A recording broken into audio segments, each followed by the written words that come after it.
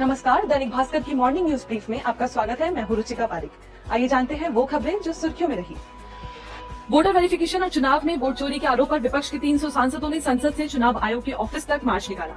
इस दौरान राहुल गांधी, प्रियंका गांधी, अखिलेश यादव समेत कई विपक्षी सांसदों को हिरासत में लिया गया, फिर 2 घंटे बाद रिहा कर दिया गया। राहुल ने कहा, वो एक्चुअली बात नहीं कर सकते, रियलिटी है, क्योंकि सच्चाई देश के सामने है।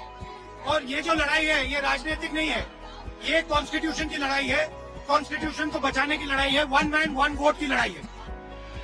भारत ने पाकिस्तानी आर्मी चीफ असीम मुनीर की परमाणु धमकी का जवाब दिया है। विदेश मंत्रालय ने कहा, परमाणु हथियार की धमकी देना पाकिस्तान की पुरानी आदत है। भारत न्यूक्लियर ब्लैकमेल के आगे नहीं झुकेगा।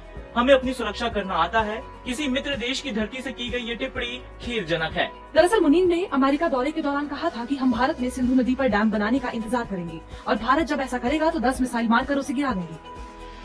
अमेरिका के उपराष्ट्रपति जेडी वेंस ने चीन पर ज्यादा टैरिफ लगाने के सवाल पर कहा कि ऐसा कदम उठाना नुकसानदेह हो सकता है। चीन के साथ रिश्ते सिर्फ तेल के मुद्दे तक सीमित नहीं है, इसलिए मामला ज्यादा मुश्किल है। इसलिए टैरिफ लगाने पर अभी कोई पक्का फैसला नहीं हुआ है। दरअसल अमेरिका ने चीन पर फिलहाल 30% टैरिफ लगा रखा है। आज इसकी समय सीमा खत्म हो रही है।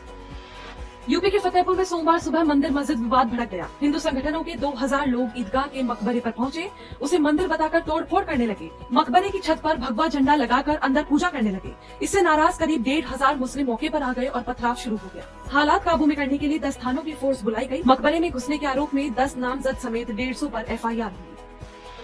यूक्रेन के राष्ट्रपति व्लादिमीर ज़ेलेंस्की ने प्रधानमंत्री नरेंद्र मोदी से फोन पर बातचीत की। ज़ेलेंस्की ने सोशल मीडिया प्लेटफॉर्म एक्स पर लिखा, मेरी पीएम मोदी से द्विपक्षीय सहयोग और वैश्विक कूटनीति पर विस्तार से चर्चा हुई। मैंने उन्हें हमारे ऊपर हो रहे रूसी हमलों के बारे में बताया।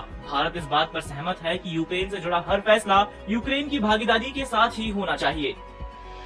अब बात आज की बड़ी खबरों की। बिहार में मतदाता सूची के विशेष गहन पुनरीक्षण अभियान को लेकर दाखिल याचिकाओं पर सुप्रीम कोर्ट में सुनवाई होगी।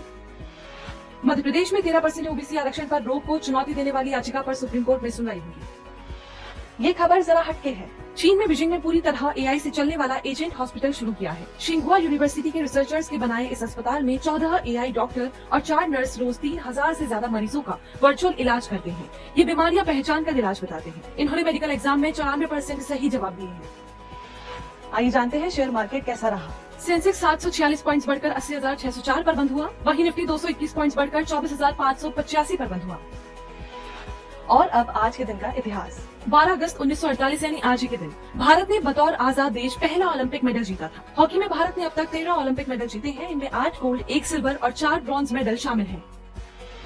और अब थॉट ऑफ द डे, आपको सिर्फ उस व्यक्ति से बेहतर बनना है जो आप कल थे। तो आज की बात बस यहीं तक।